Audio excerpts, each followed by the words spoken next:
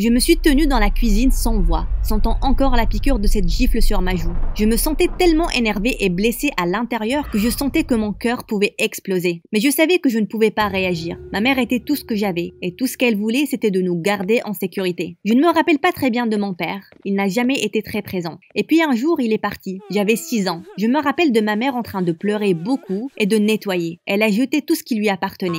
Et elle a frotté toutes les surfaces. On n'a plus jamais reparlé de lui. Un jour, quand j'avais presque 10 ans, ma mère m'a dit qu'elle sortait avec un gars du travail. J'étais très heureuse pour elle. Elle ne l'a jamais dit, mais je savais qu'elle se sentait seule. Cette nuit-là, je l'ai attendue, excitée de tout entendre sur son rencard. Mais quand elle est rentrée, minuit était déjà passé. Un seul regard à son visage et j'ai ravalé toutes mes questions. Je ne l'ai jamais vue aussi exténuée. Elle est directement allée dans sa chambre sans dire un mot. Le lendemain, j'ai nettoyé toute la maison pour lui laisser plus de temps de repos durant son jour de congé. Elle ne m'a pas du tout parlé. Quand elle voudra parler, elle le fera. Elle le fait toujours. Je me suis rassurée. Alors que je sortais les poubelles, j'ai remarqué qu'elle avait jeté ses pilules. Je suis immédiatement allée la voir. Être triste est une chose, mais je n'allais pas la laisser jouer avec sa santé. Je l'ai vue dans la cuisine, en train de se laver furieusement les mains. Ses épaules tremblaient et elle pleurait. Ma colère s'est dissoute en un instant et je me suis précipitée vers elle et je l'ai serrée fort dans mes bras. « Ne me touche pas !»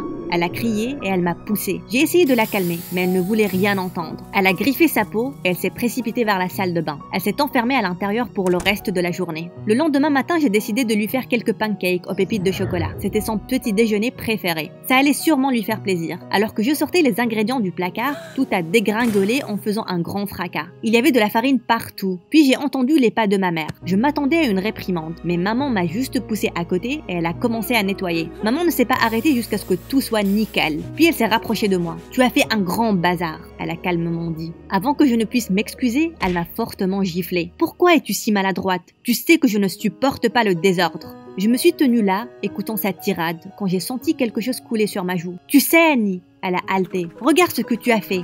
D'abord, tu sèmes le désordre dans la cuisine et maintenant tu te blesses. Tu ne sais pas que tu peux avoir une infection ?» J'ai vu du sang sur sa bague.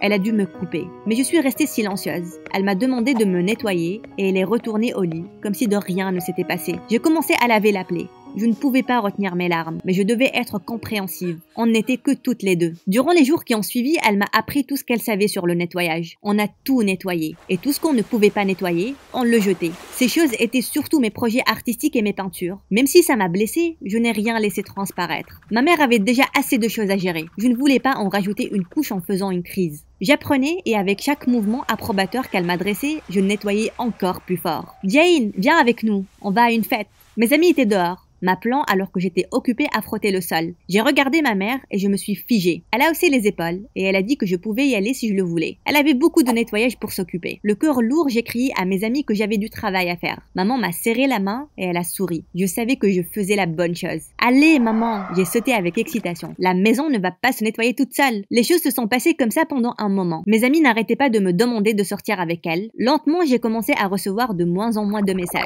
Ça m'importait peu. C'était pas elle qui me gardait saine et propre. C'était ma mère. Elle a lâché son travail et elle a commencé à travailler à domicile. On a commencé à passer de plus en plus de temps ensemble à nettoyer. Puis elle a commencé à passer de plus en plus de temps seule, dans sa chambre. Elle refusait de sortir de la maison. J'étais la seule à sortir pour aller à l'école ou faire les courses. Je me frottais tout le corps quand je rentrais. Je ne voulais rien faire rentrer qui pouvait la rendre malade. Mais elle est tout de même tombée malade. C'était peut-être à cause de tous les produits chimiques des nettoyants. Je voulais arrêter l'école et rester à ses côtés. Mais elle a refusé. Même au lycée, je suis restée le plus loin possible des gens. Je m'assurais que mon désinfectant soit tout le temps avec moi. Le lycée était assez dur, sans être une bizarroïde qui portait constamment un masque et des gants. Mais ça m'importait peu. Être propre et en sécurité était plus important. Un jour, j'étais devant mon casier en train d'enlever mes gants pour mettre une nouvelle paire quand 2 camarades de classe se sont approchés de moi. Celui de devant, James, tenait un gâteau. Je ne le connaissais pas vraiment, mais j'entendais constamment les filles qui parlaient de combien il était mignon. « Hey, on a vu sur le calendrier de la classe que c'était ton anniversaire aujourd'hui. Je veux dire nous,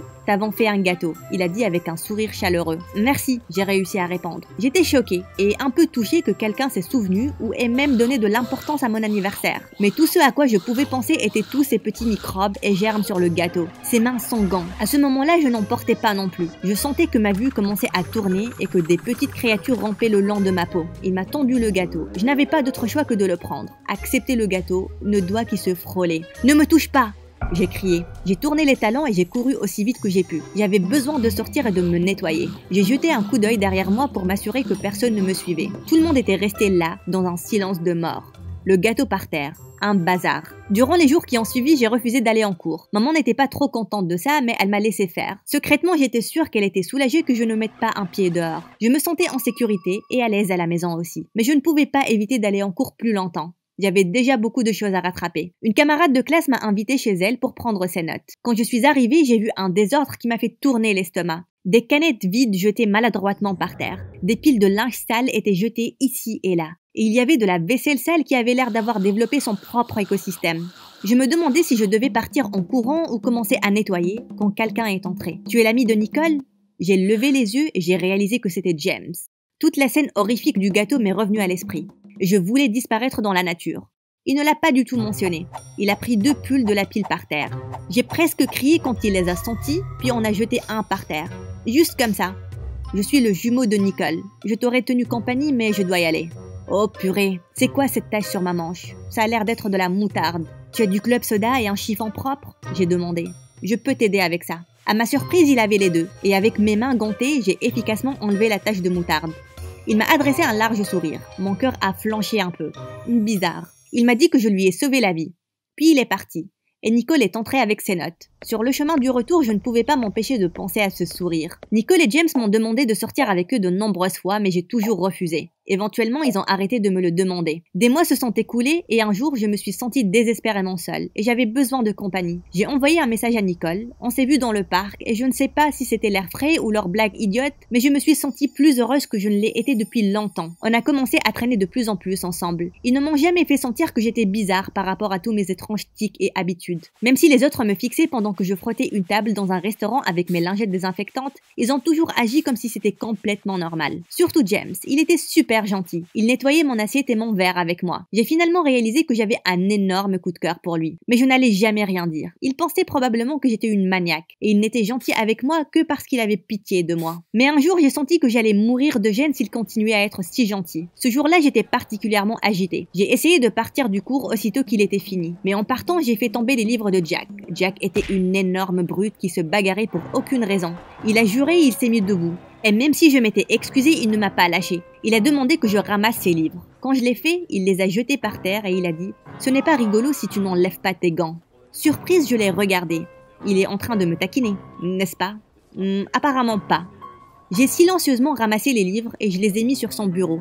Mais avec un grand cri, il les a poussés de la table. « Enlève tes gants, espèce de maniaque !» Il m'a crié dessus en s'approchant de moi. J'ai fait un pas en arrière horrifié. S'il fait un pas de plus, ces germes pourraient se déposer sur moi. J'avais assez de germes personnels à tuer. Donc, tu aimes les trucs propres, hein, bête de foire? Il a demandé avec un ton menaçant. J'ai essayé de me tourner et de courir, mais l'un de ses amis m'a bloqué la route. Puis à ma grande horreur, Jack a saisi la poubelle. Non, il est supplié d'arrêter, mais il ne m'écoutait pas. Les choses ont commencé à se passer au ralenti. Il a levé la poubelle et il s'est approché de moi. J'ai couvert mon visage avec mes bras, prête à m'évanouir, quand soudain j'ai entendu un énorme cri. J'ai levé les yeux surprise et extrêmement choquée et gênée. J'ai vu James frapper Jack. Soudain tout le monde a commencé à se rassembler. Je me suis extraite de la foule et j'ai couru chez moi. Pourquoi devait-il me voir comme ça? J'étais dévastée.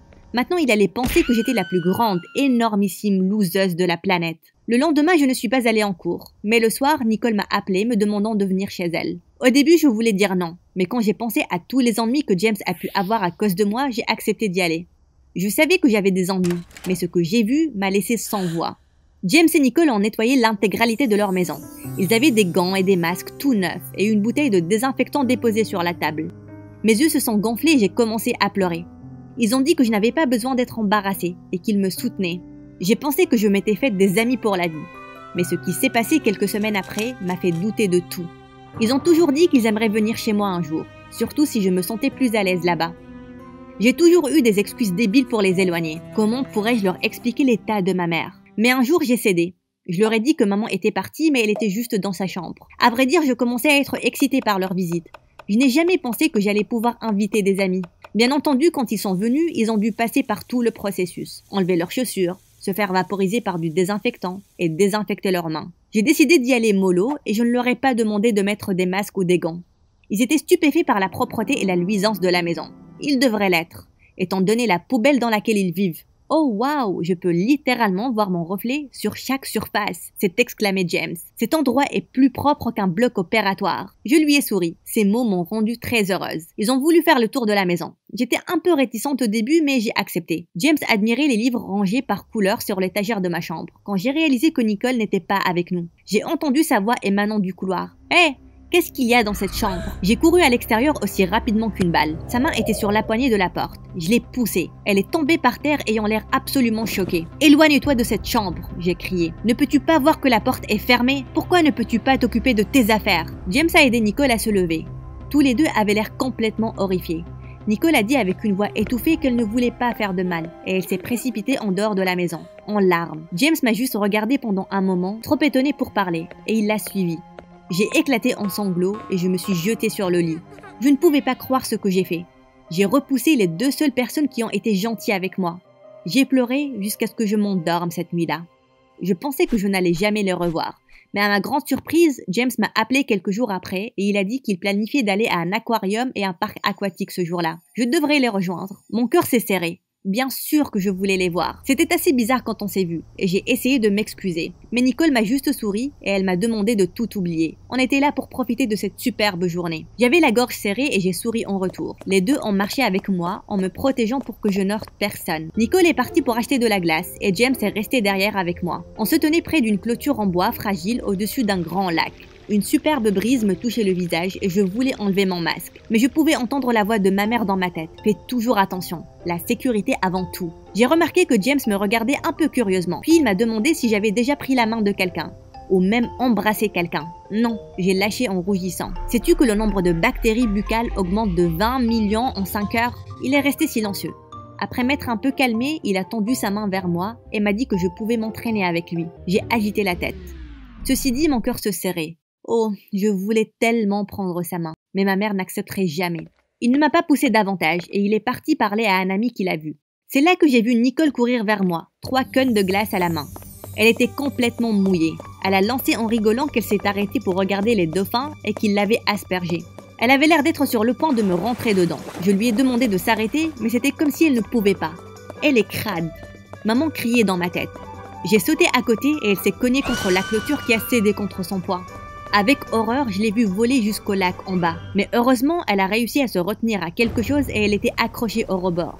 Malgré toutes les protestations de ma mère dans ma tête, je me suis mise à 4 pattes et j'ai tendu ma main vers elle. Elle s'est désespérément retenue à moi, mais je pouvais sentir sa prise glisser sur mon gant en plastique. Je savais qu'elle ne pouvait pas nager. Je l'ai presque perdue quand James est arrivé sur les lieux et on a réussi à la remonter ensemble. « Merci » a haleté Nicole. « Tu m'as sauvée, Jane. » « Non, je ne l'ai pas fait. Je n'ai pas pu. Je suis désolée. » J'ai dit. Je me suis enfuie aussi rapidement que j'ai pu, alors que les gens commençaient à se rassembler autour de nous. Comment je suis rentrée chez moi, c'était le flou. Pendant un instant, je courais, l'instant d'après, j'étais chez moi. En entrant dans ma sombre et propre maison, ça ne me réconfortait plus. « Maman !» j'ai crié en brisant le silence et en enlevant mon masque et ma casquette. « Lave-toi dès que tu entres dans la maison !» J'entendais la voix de ma mère au fond de mon cerveau. Mais ce n'était pas réel. C'était quand la dernière fois où elle m'a dit qu'elle m'aimait? C'était quand la dernière fois où elle a quitté sa chambre pour autre chose que le nettoyage? J'ai enlevé mes gants stupides en allant vers sa chambre. Ma main s'est figée avant que je ne puisse tourner la poignée. Je voulais couvrir mes mains de nouveau, mais j'ai résisté à cette envie. Je suis entrée et je me suis laissée tomber à genoux, à côté d'elle. Elle était étendue sans réaction, comme toujours. « J'ai fait tout ce que tu as demandé !» j'ai crié alors que mes larmes tombaient. « J'ai vécu comme tu l'as voulu. Tu ne me parles même pas. Tout ce que tu me donnes, c'est de la peur. » Tout ce que j'ai eu comme réponse, c'était le bip du respirateur artificiel. « Parle-moi !» j'ai crié de toutes mes forces. Mais il n'y a eu aucune réponse. « S'il te plaît !» j'ai sangloté. Puis j'ai entendu quelqu'un entrer dans la chambre derrière moi. C'était James. Nicole était juste derrière lui. Il a tendu sa main vers moi. Je ne portais pas de gants. Les germes me bougeaient. Ma mère a crié. Mais cette fois-ci, j'ai pris sa main.